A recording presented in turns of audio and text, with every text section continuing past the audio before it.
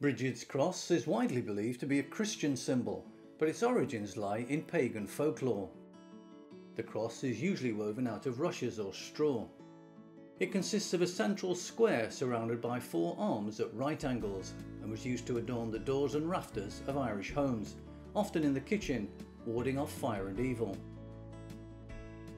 In country areas, it was sometimes placed in farm buildings to protect animals and encourage cows to produce more milk.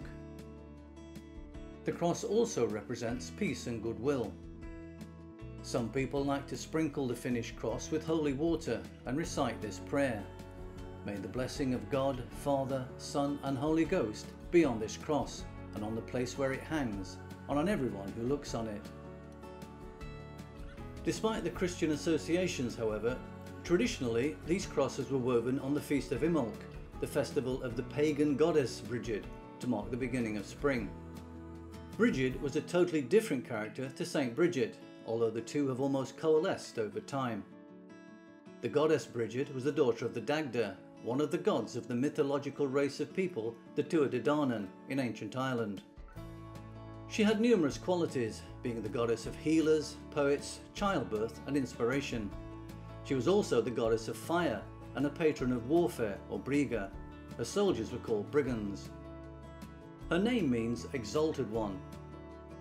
She was also known as a life-giving goddess, which is why the beginning of spring, with the birth of new lambs and flowers blooming again, was associated with her.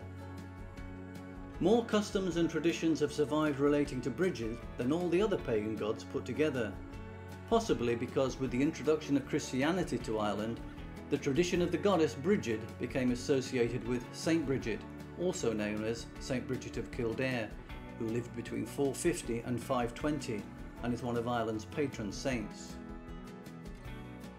Many of the attributes of the goddess were transferred to the saint. According to medieval art historian Professor Pamela Berger, Christian monks took the ancient figure of the goddess Brigid and grafted her name and functions onto her Christian counterpart. In this way, Imbolc became St Brigid's feast on the 1st of February.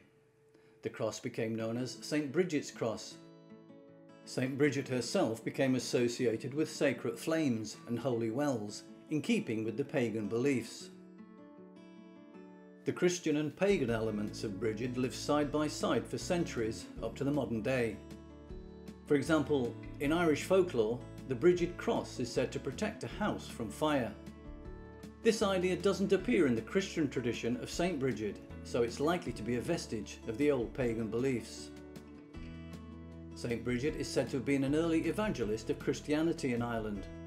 According to the Christian story, St Brigid's cross came about when she was called to the house of a dying chieftain.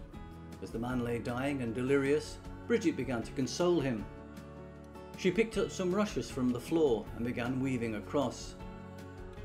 At this point, the dying man regained consciousness and asked her what she was doing.